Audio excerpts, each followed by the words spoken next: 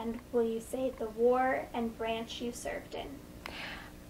World War II and the Army Nurse Corps. So did you enlist? Definitely enlisted. I was in the Hartford Current. They were going to draft nurses. I said, no way, I wasn't going to be drafted. I wanted to be enlist on my own. And where were you living at the time? Avon, Connecticut. In training at in New Britain General Hospital. And do you recall the first days of service? I really don't. I really don't remember the first day. Did you have to go through training similar to the boys? I did. I went to Camp Devens, Massachusetts, exactly where my dad went in World War I.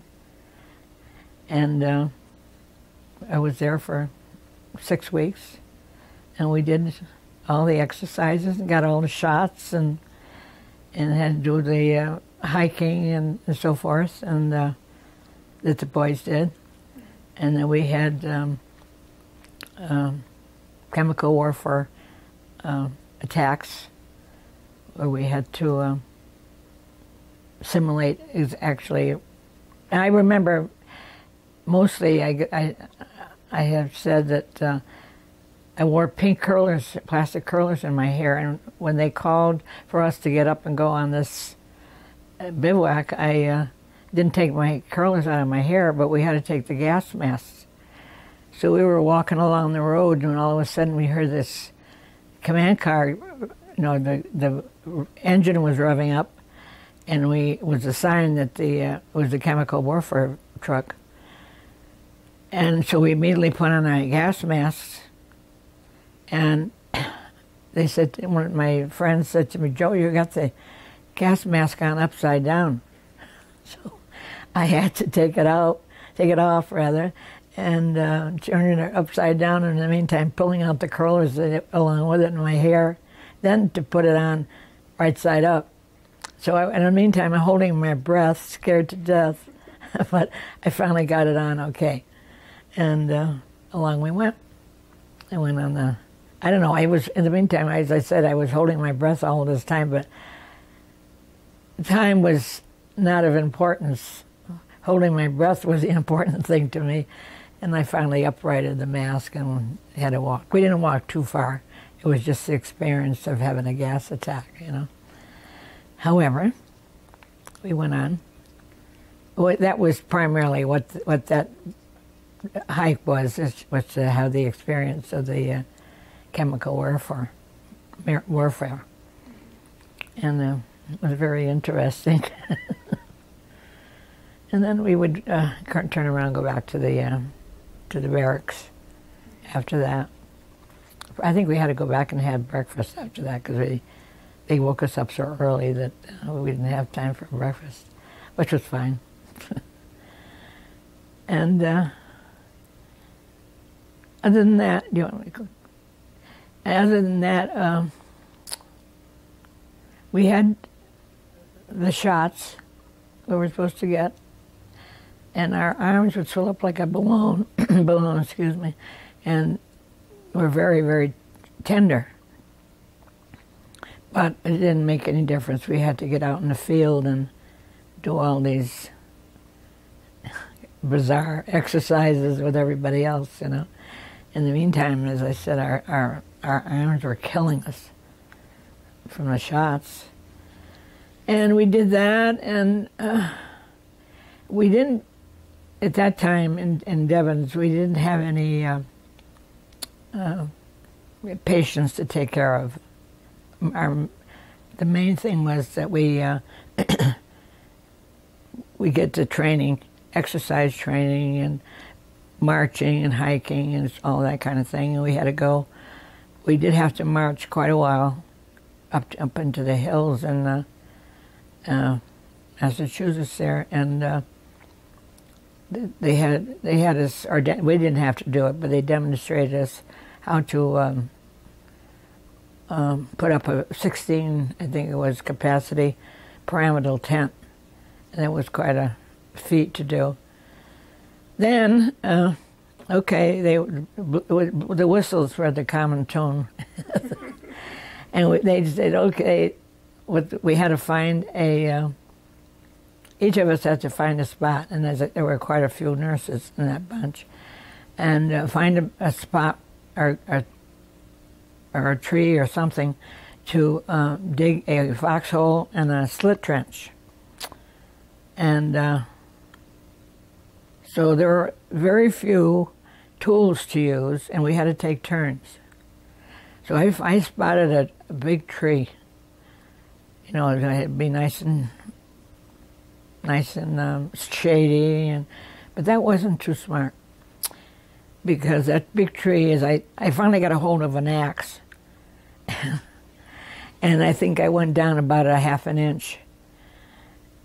There were the roots were right there, and I hammered, with the axe, and I was getting absolutely nowhere, and I used a shovel, and that didn't help, because it was as I remember, it was a big pine tree, and so as I said, I kept working on it and the other girls were way ahead of me, and I was waiting for chances to get the tools, because, as I said, they were scarcely put out for each of us to get. And so they blew a whistle. The whistles were when the whistle blew, you stopped. So I was doing this for quite a while, and the whistle blew, and they said, stop. It was lunchtime. So I said, oh boy, I'm not going to take any lunch. I'm going to use these tools while everybody's eating lunch. So that's what I did. I worked through the lunch period. Still didn't get too far down. I couldn't have hidden in that foxhole. I couldn't. So and then the lunchtime went by. They blew the whistle. They said, cover up the holes. So I was lucky. See, I hadn't got very much dirt out of mine, so I didn't have too much to push back. And anyway, that was a failure. I said, next time I do it, I said, I'll get a place where there's no trees at all, and bask in the sunlight instead. And so that was that for the day. You know, we had accomplished quite a bit, and I think we had to walk back to Fort Devens from there.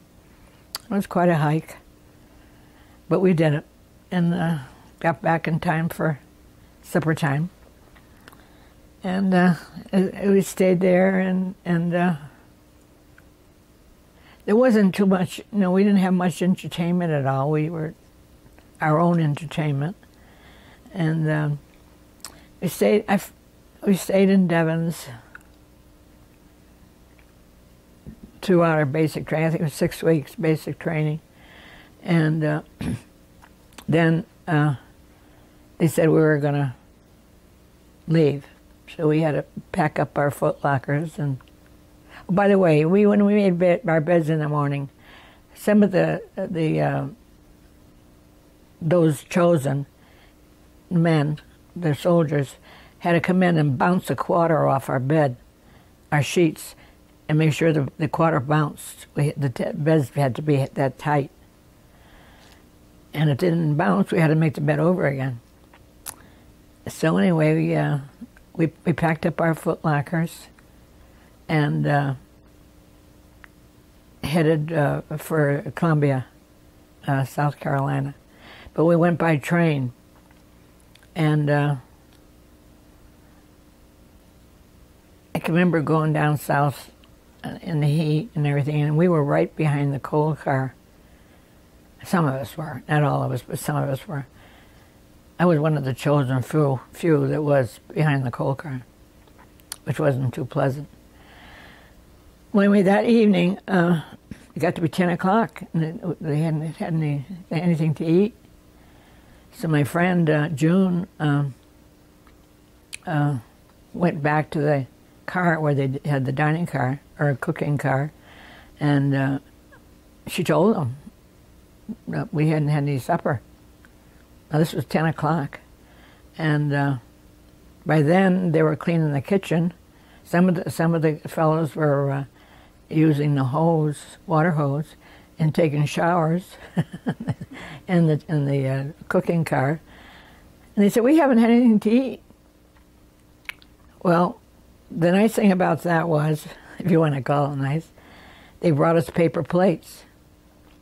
And on the paper plates, they gave us stew. And the stew saturated the paper plates. And we got saturated with stew sauce.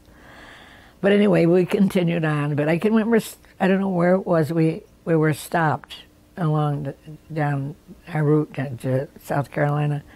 And some troops got on, or some higher-ups came on the train, and that group that had us on that train were court-martialed, because they had no rules, and we weren't allowed off the train for a few minutes or anything. So they were court-martialed, and that it, but we continued on to South Carolina anyway. And then we went there, and I don't know, we weren't there very long. We still hadn't done any nursing, but we did go around and visit some of the patients who had come home from overseas. We stayed there not too long, and maybe a couple of weeks, I guess it was. And then they said to pack up. We were going up to Brooklyn, New York, and we went by train there too, and took us up to the Brooklyn Navy Yard. And we got on a ship, a hospital ship. No patients on it. The patients, they had brought the patients home who were seriously ill. And so when we got on the ship, it was empty as far as we were concerned. It was clean and emptied out. And we loaded onto the ship. The name of the ship was Ernestine Corunda. And the patients who were on there, as I said, were, critically ill, and they dispersed them into other hospitals in New York. So anyway, we got on the train, on the boat, ship, I should say, and headed out. And we weren't too far gone, a few days maybe, and they said the war was over. And all of us thought for sure we were going to turn around and go back home, But no, they said, no way, we weren't going back home. So we had to continue on we went to Panama, got off in Panama for a little while. There wasn't too much there. And we just got off and walked around the town. I can remember my two friends and I, Vera and June, we noticed a grocery store up the street. So she and the two girls and I walked up to the grocery store and picked out some groceries that we hadn't seen, and paid for them. And all of a sudden, the military police showed up, and they had discovered that we were missing. So they came and found us in the store. And so they had the trucks, these big command trucks, the big trucks covered with canvas. And they were all lined up in a row. I don't know how many there were, but there might have been 1,000 as long as we were, because there were, I think there were 7 or 8 of them. And we had to walk. We were in the last one, so we were put to abuse. They just rode us all the way down the line, and we were carrying these groceries. So we got on the truck, and our penalty was we had to disperse them amongst the other girls in the truck. So, we had no idea we were supposed to be back at wherever we were supposed to be. We didn't have any idea, but there goes those whistles again, So we went back, and then we got back on the ship, and off we went. And the next stop, or the next place we went to was through Pearl Harbor, which was the rude awakening for all of us, because the ships were half sunk. We know the submarines were on the bottom and all that. And I know there was one boy from the town down the road here, Canton, and he was in one of the ships that was down the bottom there. So it was a horrible feeling to feel what we were going over some of our soldiers, and we were lying at the bottom of the sea there. But we didn't get off there. We went on to, but that, as I said, was the realization of what the war was. And we went on to, our orders from Washington were cut for us to go to Leyte. So we went on to Leyte and docked out in the bay, and or anchored out in the bay, and they were signaling back and forth from our ship to their ship, back and forth, and they were telling them how many nurses they had on our ship. And they would radio back. They said they had no room for any more nurses. They didn't know where they were going to put us. And in the meantime, they said they had a soldier was up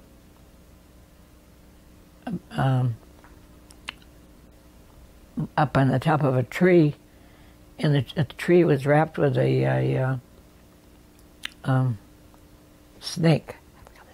I forgot the name of the snake. It was one of those dangerous snakes anyway. And hopefully to God that he got down safely. Whether they shot the snake or what, I don't know how it got back down. But anyway, they radioed back from Washington and said that they had to cut orders for us to where we were supposed to go. So they radioed back and said we were to go on to the Philippine Islands. So that was quite a ride. I mean, we were on the ship for 39 days, getting overseas, and we didn't have any we didn't have access to any of our clothes or anything. They're all down the base of the ship in the foot lockers, so we were stuck with what we had on.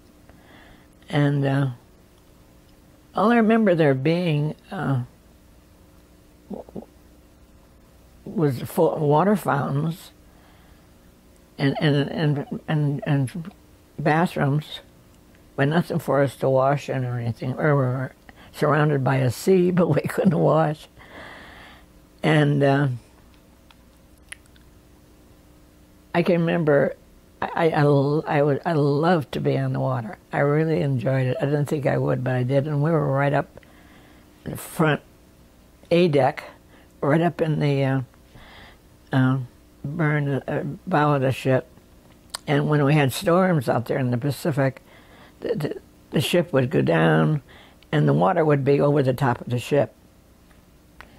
And then I can remember my going in the stern, and I loved it. And I would hold on to I think now it's the movie Titanic, where they were holding onto that pole. Only I was in the stern; they were on the bow, and the ship would go down, and during the storm, and the back end would be lower than the water, so the water was above us, above me anyway. I think no one knew where I was. I didn't tell anybody where I was. I don't think they would have come out anyway. But I was just enthralled by the waves in the ship, and most of the time we would go up on the top deck and sunbathe, would have movies, and all I can think of today, it was like a cruise. We didn't do anything, and we had a good time, and then I wanted to go back. I remember one thing. when the war first started, my dad was on this. He was performing duties with the town, activating emergencies, things like that. And I was still in training. I just wanted to remind me of this. My dad asked me when I was home one weekend from nursing if I would like to help out. So I said, sure. So I went to the it's old now, the Avon Town Library. And it was a complete blackout. And I had to go down to the basement of the library. And that was my first experience with blackouts. The library was completely blacked out. I had the upstairs, of course, was full of books. I couldn't read a book if I had to. It was so black. And then if the phone, if I heard airplanes going over, I would have to call a certain number and then notify that they were coming over the town of Avon, and whoever I called or talked to. The line on the other side was dead, but once I picked up the phone, somebody knew I was there, so they would answer it. Well, that was I forgot that was one of my first experience before I was in the Army. Well, anyway, we went from the Philippines, and then finally landed to the Philippines, I should say, and then landed in Manila. And we got off the ship, and for some reason, we thought we had to wear our gas masks. So we all had a gas mask on. Everybody was laughing at us because, the war was over and they weren't using masks. We didn't know. So anyway, we took them off, and then we were assigned to different barracks or where the patients were, and we'd have to report. I guess it was 2 days later. We'd report to these different wards where the patients were. And our hospital that I went to was formerly a girls' school, Catholic girls' school, and the dormitory was where we could go. I mean, that's where we had our beds and so forth. And it was a perfect setting, so it was a perfect place for us. And the school was across the street, and where the classrooms were, they set up as hospital rooms for the sick soldiers, and it worked out conveniently. It was a beautiful building, and some of the nuns were still there.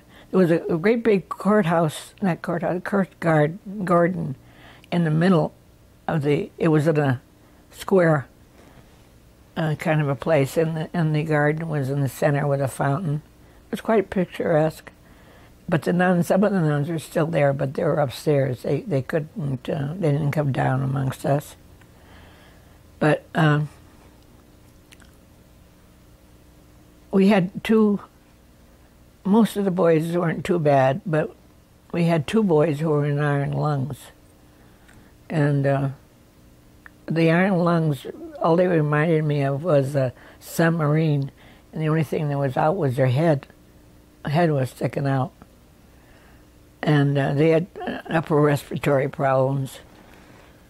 However, that day, they wanted a nurse to volunteer and take some of the boys, go with some of the boys who were able to go golfing with them.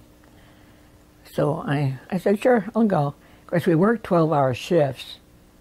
So I had worked from 7 to 7, and I was to be there 9 o'clock to take a group of soldiers out golfing.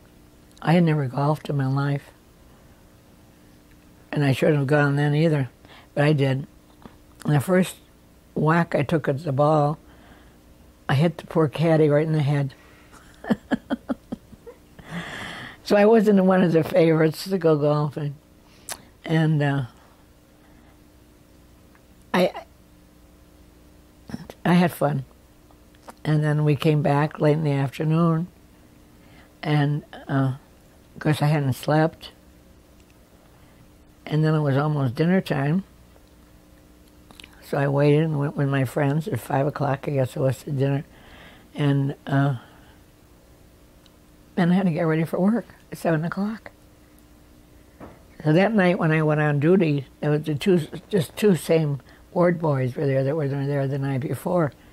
And they knew I had gone golfing, and I told them I hadn't slept. But they got it was like a regular deck chair, and told me to sit down and take it easy. That they put me outside where the two boys were in iron lungs, and they took care of they were very capable, and they took care of the rest of the patients in the other rooms, the boys. And because, as I said, none of them were seriously ill. Well, sometime I went out like a light, fell sound asleep in that chair. Well, when I went to wake up, I couldn't move. I just was terrified. I was absolutely paralyzed in that chair. I thought, oh, I got the same thing the boys have in the iron lung, whatever it was. And as I said, I was terrified. I finally came to, and the two ward boys were laughing their heads off. Well, I didn't think it was too funny, but they did. Come to find out, what they had done is taken some white bandage and wrapped me completely, except for my head, surrounded my whole body in that gauze. And I was just bound in that chair. I couldn't move. And then I discovered they had wrapped me in gauze as tight as they could. I just wonder I didn't wake up. But that's, I hadn't slept, and I was out like a light. And then relieved in the fact that they had done it. So they took the bandage off. It's a good thing one of the night physicians who was in, to make rounds didn't come and find me like that. Either they would have been court-martialed or I would have been, I don't know who. I guess all three of us probably. But I got out and was grateful that I was okay. And that was a big joke on the boys, the ward boys. Well, anyway, we stayed there. Oh, and then the first night that we were at this girls' school, I went to get to bed. I pulled the sheets back, and there was a lizard in my bed. I'm really fighting a war here, And I didn't know what to do with it. I just pushed him out to bed. And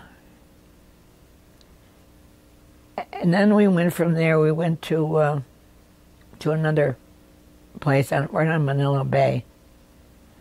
And that first night we were there, we finally got our foot lockers, which we hadn't had.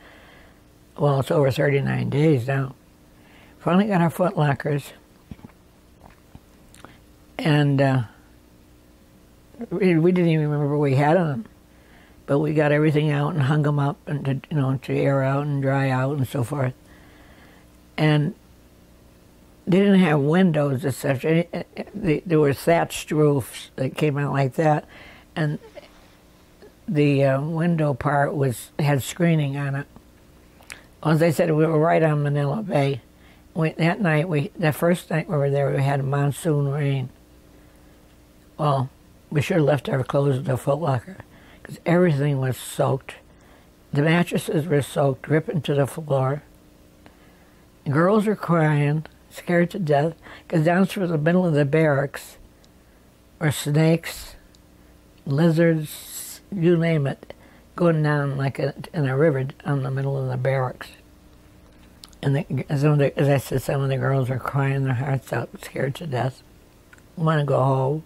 want to go home. And anyway, the daylight finally came, and we went to have breakfast.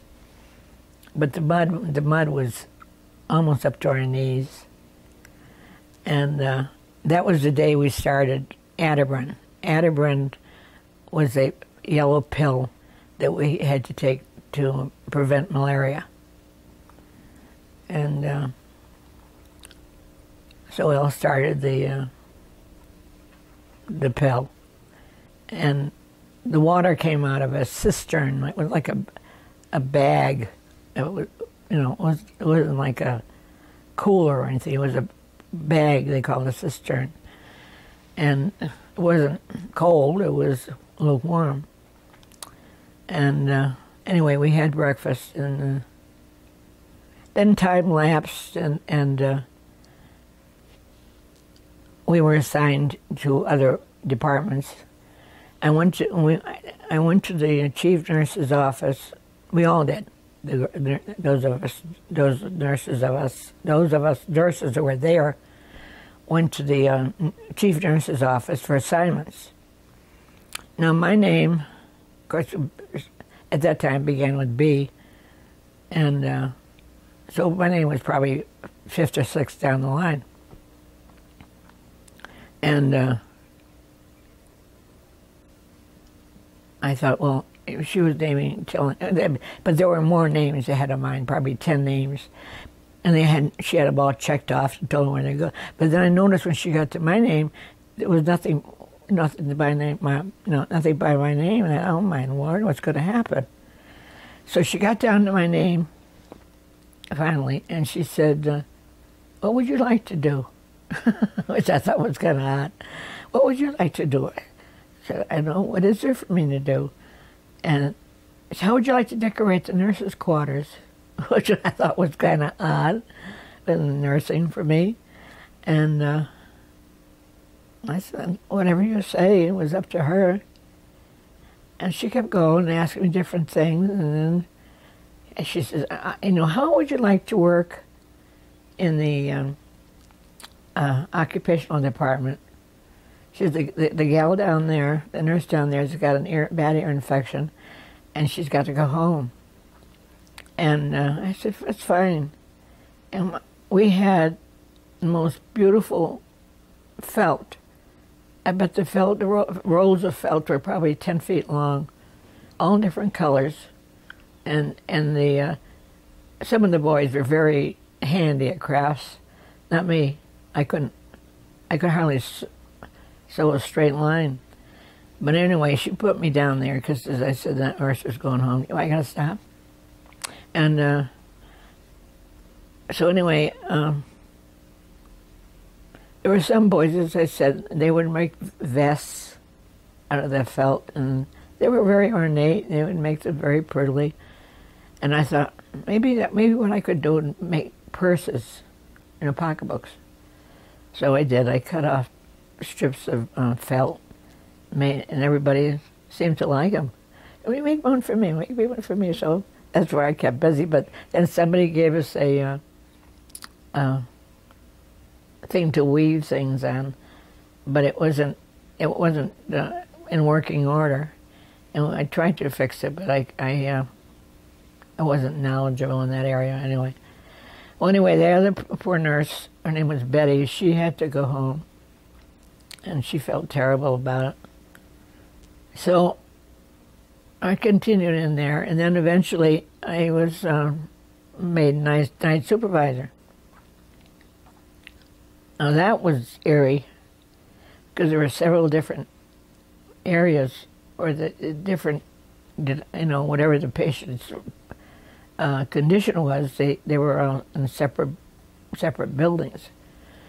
So anyway, I would have to go around and make a count, make sure the patients were all there and their condition and so forth. The walkway between these barracks was like planks, and it was dark. I couldn't have a flashlight or anything, but up in the hills, like ahead of me, there was all kinds of shooting going on. They called that guerrilla warfare. It was still going on after the war was supposed to be over. However, it did it. And I stayed there.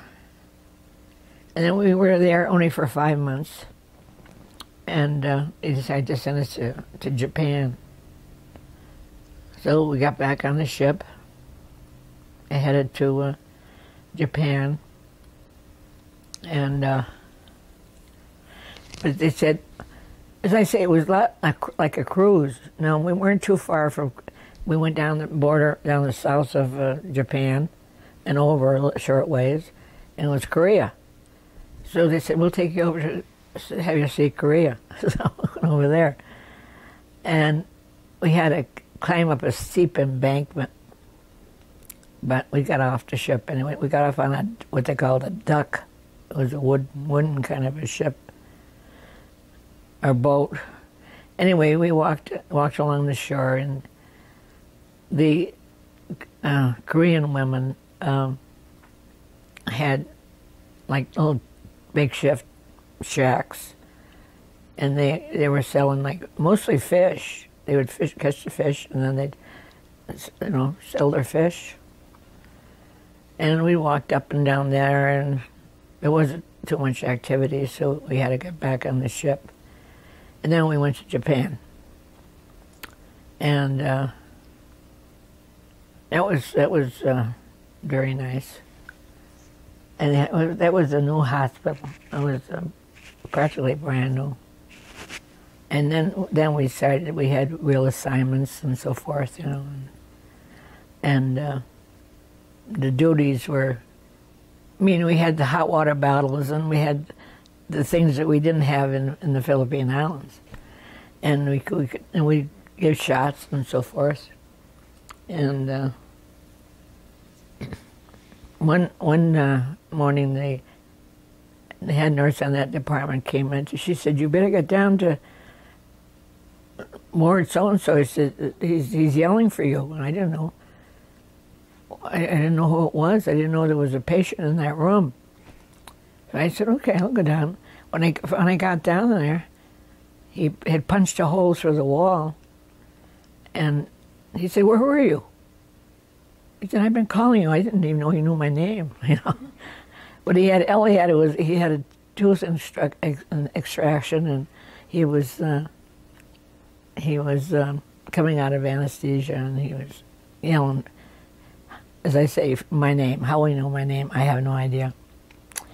But there were some of the poor fellows there that they would have just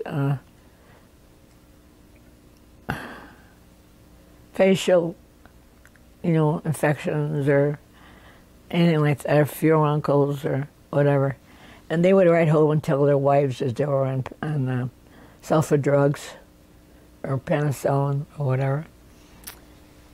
And the wives would write back and say they were leaving them because they thought they had venereal disease or something. And of course they felt awful. I remember reading one of the letters the fellow showed me that his wife was leaving him because of his condition. And I felt so sorry for him. And that was a little bit different nursing there. It was, everything is more modern for some reason or other, but it was a beautiful place. And one of the doctors there, his wife was American, and because she was married to a Japanese person, she was sent to California, and they had like imprisonments for people at that time. And so anyway, this doctor had a beautiful, I have pictures in my album, where this doctor had a beautiful Japanese garden. It was gorgeous. And he invited us to come for dinner. I think there were about 6 or 8 of us. And so what he told us to do was go in his wife's closet, and she had all these lovely Japanese kimonos, with a obi and so forth. And so we did. We all put on a Japanese, one of her Japanese dresses. And we went out. We had to sit on the floor, like the Japanese do. And I don't remember what we had to eat, but it was a real Japanese dinner. And it was quite a thrill for us to be able to do that. And the physician was very nice too. He was a nice doctor, and he made us feel so much at home. And after that, we continued with our nursing back at the hospital. And we were there to be 5 months also. And then we were to go and sign up, because at that time we could only be in the service for 15 months. So time was adding up, because it took us 39 days to go over, and then a lapse of time going from Philippines to Japan, and as I said, doing like a cruise most of the time. But my greatest enjoyment was when we were taking care of patients. I really enjoyed doing that. And one night, I was alone on one ward, and there were 2 nurses on the other ward. And I said, how come I'm alone on one and there are 2 over there? Well, anyway, they called me. They said, we're supposed to give one of the boys intravenous with the medication. And I said, we've never given an intravenous. Would you come over and give it? I never given an intravenous, because at the time, the doctor who was on duty that night was a little bit under the weather. So they didn't want to take a chance with him, given the IV. So I said, I'll go over, but I've never given an intravenous. But somebody's got to come over here because I have nobody with me.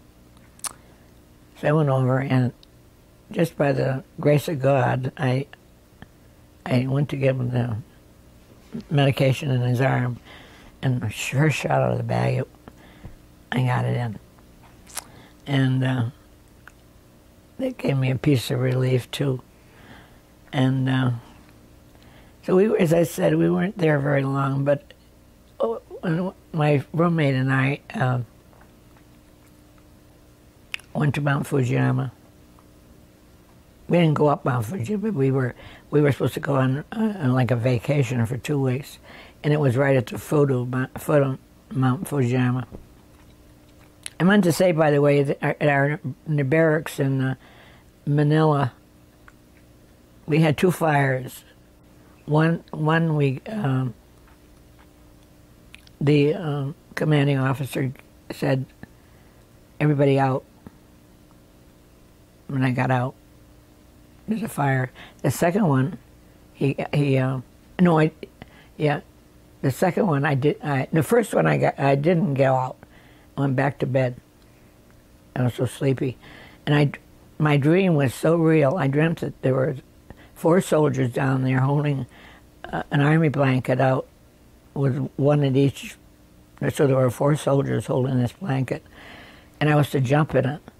I don't know what possessed me not to jump, because that dream was so real. But then a couple of weeks later, the building, our nurses' quarters, did burn to the ground.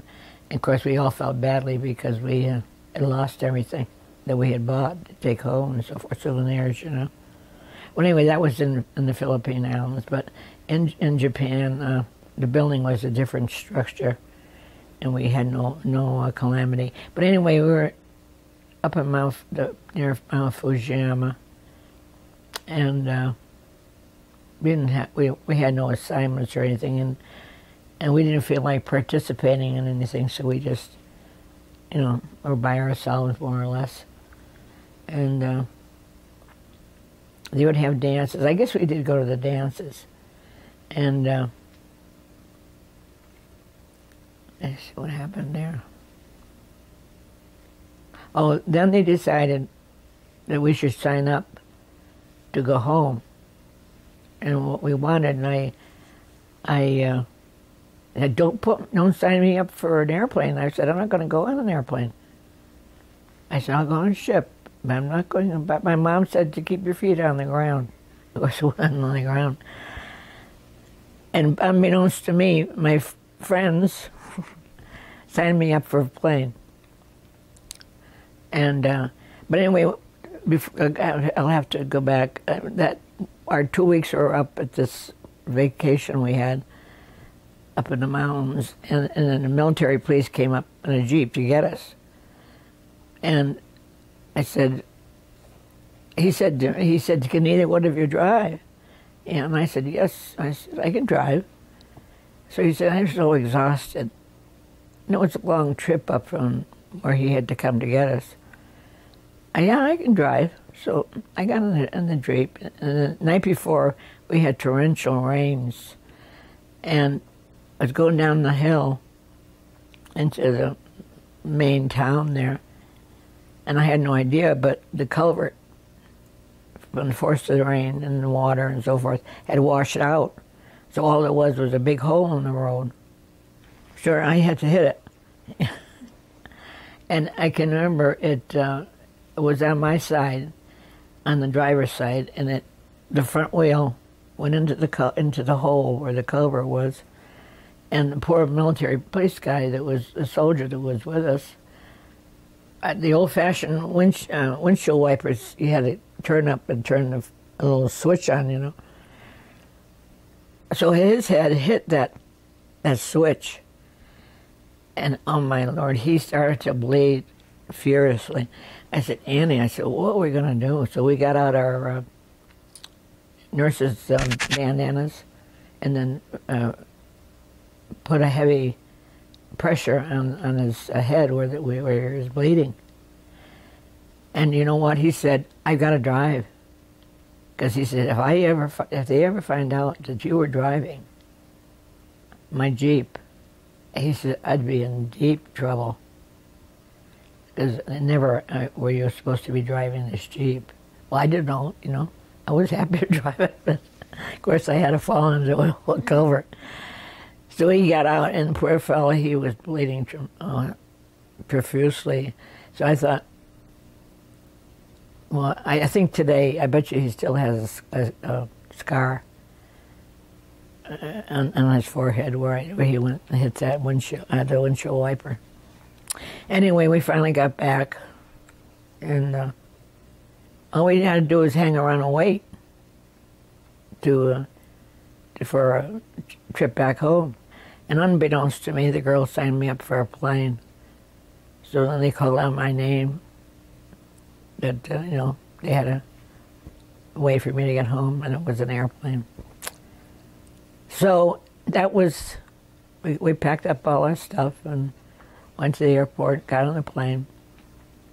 We were 33 hours flying home. There were no seats. But what seats there were made out of army belts, I think. They were woven together.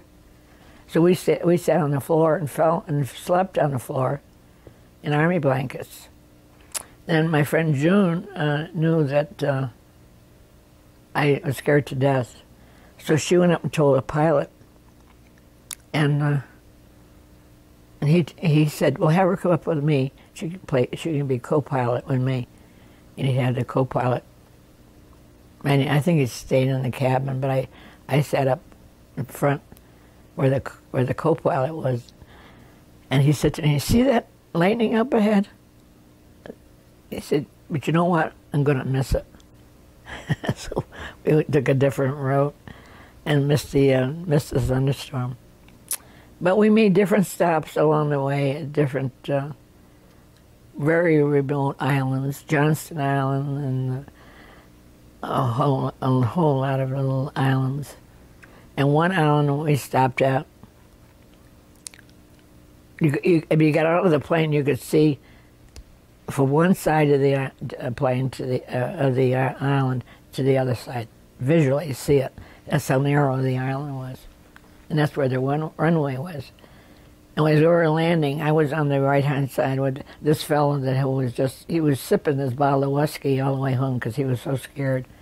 So I sat with him after I was broken in to be a co-pilot.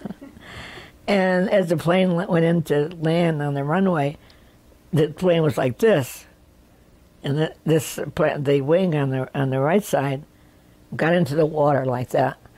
And I mean, with the force of it, I thought, well, for sure we're going to be taken under, you know, with the force of the water. But we weren't, thank God. And we just got off, and they had to refuel and so forth. And we went to Guam, got off in Guam. It was a dense, foggy night, and we went into the airport. It was just a horrible condition. However, we sat there for a while till they were ready to take off again. And when we took off, I couldn't believe it. You couldn't see your hand in front of your face. But we did. We took off. As I said, over 33 hours airtime coming home. And I sat with this gentleman, and the first thing we saw, I said to him, look. And I said, look down below. The clouds were low, but above the clouds was the Golden Gate, you know, right above the cloud line. And he was and I was too, so relieved. So we landed in Gilroy in California. And glad to be there. And then it was with the change of time, we all had a hard time calling home. And my grandmother, I finally got the phone. My grandmother, who had an Italian accent, was living in her house. And I called up and I said, Nanny, this is Joe. Joe no home. She's in Japan. I said, oh, great. Then I realized it was a Friday, and my mother always shopped on Friday, you know, did her grocery shopping and so forth on a Friday. And so I waited till later on and called. And I don't know if my grandmother knew that I was the one that had called or not. To this day, I don't know. And then we landed in California, and then we had to go by train all the way home. We got to St. Louis, and that bunch was court-martialed because they put us on a troop train. And you don't do that with women. We were in like an inn suite on the train, and there were 4 of us. But there was no place to wash up, no place to use the bathroom, nothing like that. And I got dressed if I wanted to use the bathroom, because the train was full of GIs, you know. So I'd get dressed before I went down the hall. But my friend June, you know, she'd just go in a bathrobe, and then she would. But we had to change. I forget now where it was. We had to get off that troop train and get on another train and go home. And then I got home safe and sound, and I went to the Avon Boy Scout, which is quite a well-known school in Avon. It's a replica of the Oxford School for Boys in England, but they had converted it into a school for the blind soldiers. So I went there and stayed for a while, and they were the most pathetic of all the injured boys. They were angry, very angry, and it was hard to get any distance with them at all. And but I could understand it. They couldn't see. And let's see, there was another thing of interest I was going to tell you, and I can't remember. Anyway, that's what I did. Now I was going to have I belonged to the Avon Vets organization, which is a wonderful organization. And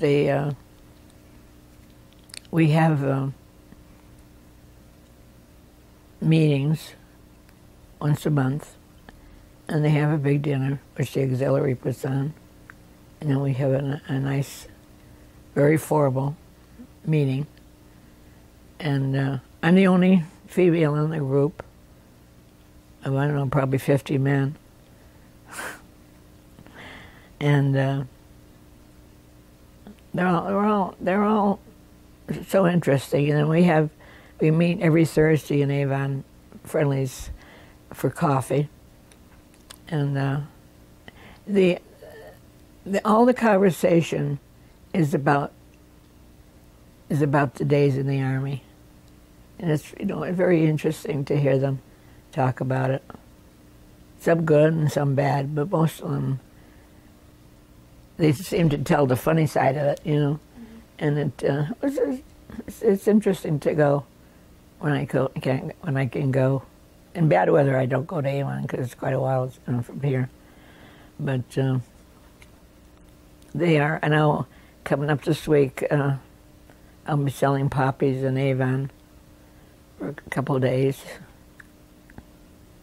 And then we always, in July, I think it is, we always have a big barbecue at one of the fellows that was badly, severely injured, but he passed away last year.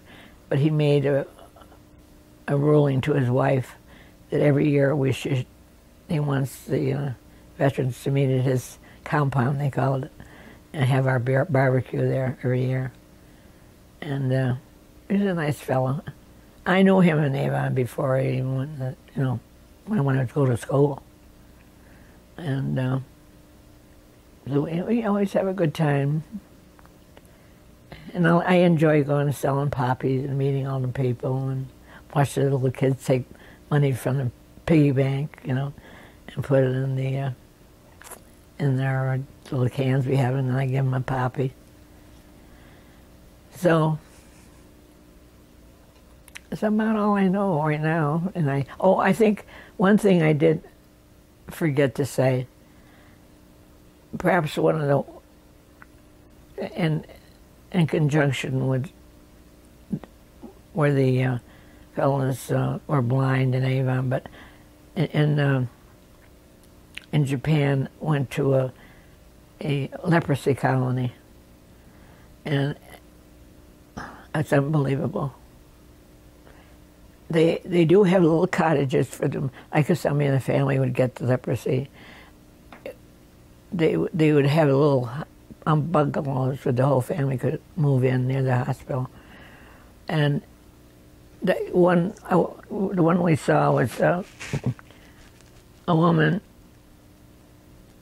was there, and her husband was there feeding her lunch, and this whole side of her face was like this was wide open. And he would feed her, and then most of the food would come out on the other side. She had no way of swallowing the food.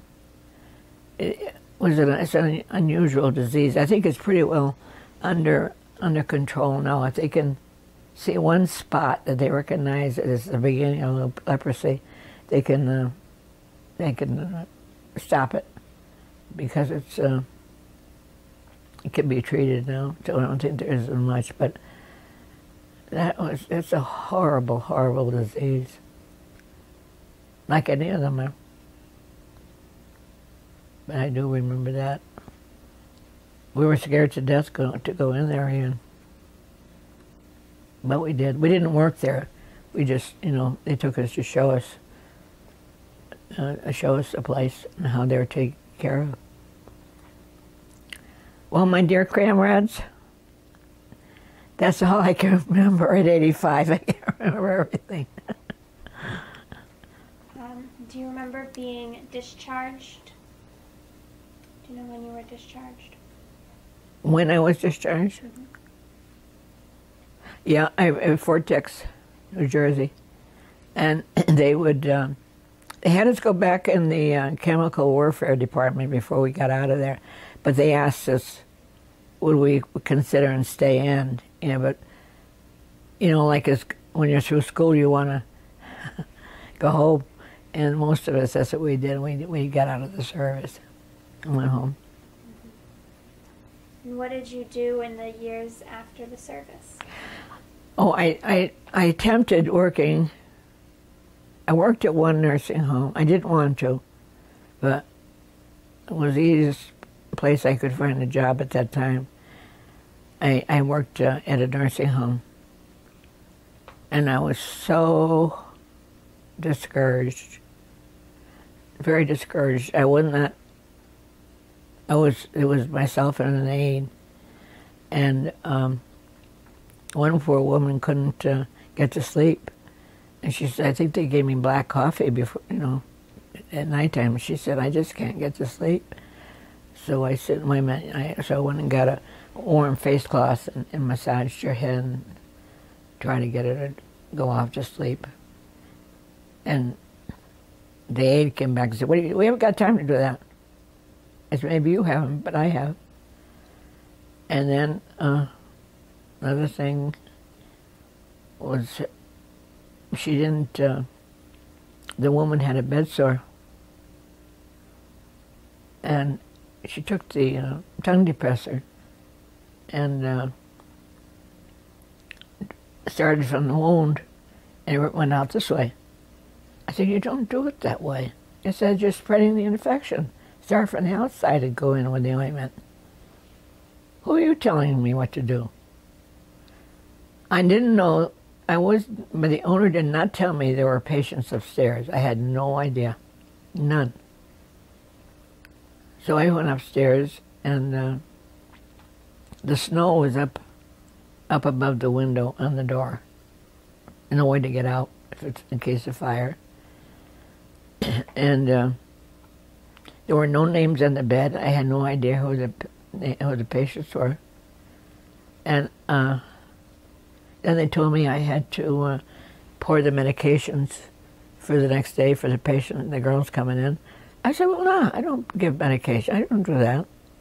Who's responsible if it's the wrong medication? And I didn't know the patients' names anyway. So I didn't do that. But we had to make breakfast for all the patients and feed all the feeders.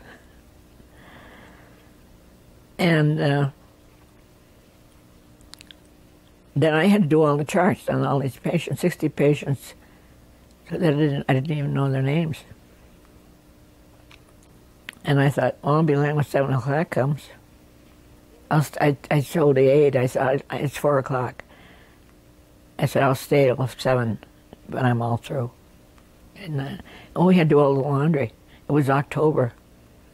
And we had to hang the clothes out because they only had one 9-pound washer and one dryer. And any clothes left over, I had to hang them on the line. So that was the end of that one. It was the first one. And then I went from one to the other and tried them all. And then the last one I went to was one in Simsbury, which I liked the best. It was called Holly Hill. And eventually, I was made director of the hospital at that one. And then my husband was transferred.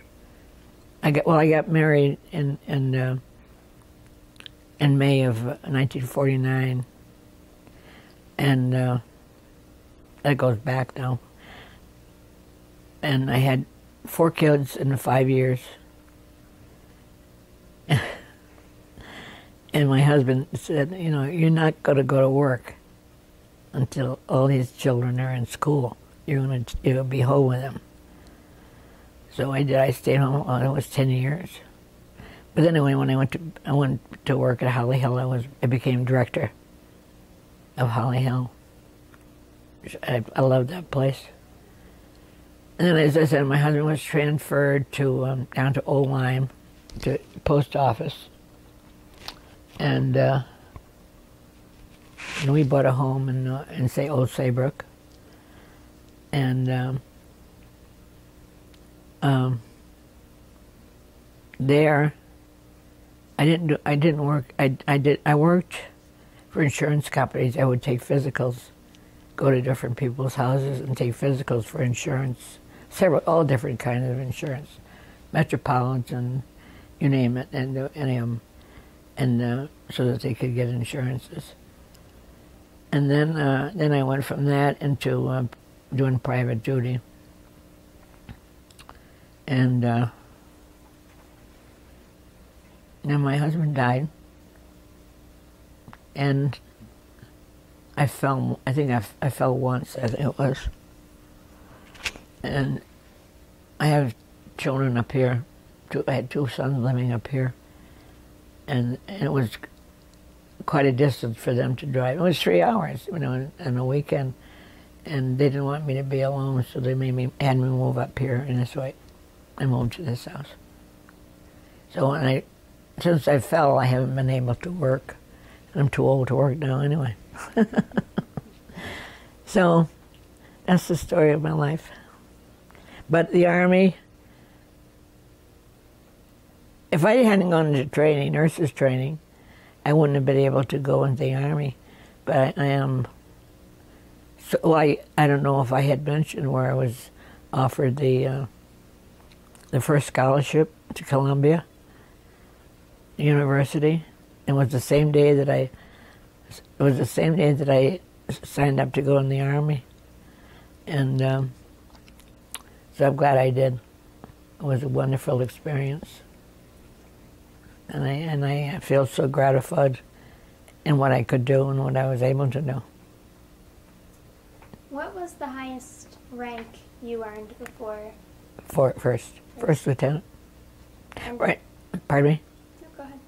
No, right now, I don't know if people are aware of it. There's a museum down here in Torrington where a gentleman who is very active in the veterans in Torrington, he has this museum down there, and he has uniforms from anywhere. I don't know how many he's got on now, but he asked me if my uniform didn't fit me. So I told him he could have it. So I'm on a mannequin down there in the museum. And he's done a wonderful job of all branches of the service and in different countries and everything else. It's quite a exhibit that he's put up. Really nice. But I'm very grateful for my life. I have 4 wonderful kids, and not kids anymore. They're in their 50s now, but they're good to me. And I just, as I said, I'm just grateful for what I was able to do in my life. If I stayed in, I wouldn't have found my husband, you know, and I wouldn't have had my children. So I guess I was led by a guardian angel to get out of the service. And that's I had one of my son teaches up here in regional, and then his wife is also a teacher in grammar school. And I had a son that worked with the FBI, and he's from Madison, and when he was 52, he had to stop doing that because he was carrying a gun and so forth. And so what he did was he took a course in teaching, and now he teaches English as a second language.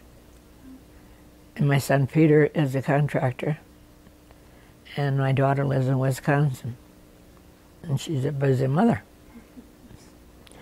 So that's about it. Now they take care of me.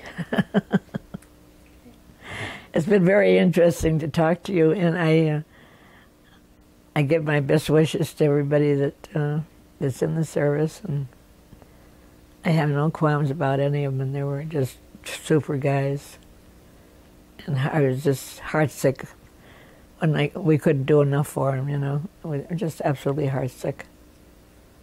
I took their problems to heart. I really did, and God bless them all. In America. Thank you for your time. Oh, and your thank service. you. Did I talk more this time?